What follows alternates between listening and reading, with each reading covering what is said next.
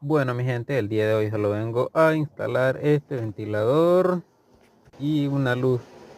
Pueden ver, es muy rápido. Aquí ando cambiando una lámpara, también son trabajitos pequeños que se tienen que hacer con nuevos clientes, así es de que hay que hacer lo que salga. Saludos mi gente, y ahí seguimos en comunicación. Como pueden ver, esto estaba muy fácil, pero me tomó mucho tiempo también porque tuve que ir a la tienda a comprar algunas cosas que faltaron. Y eso es todo por hoy. Saludos.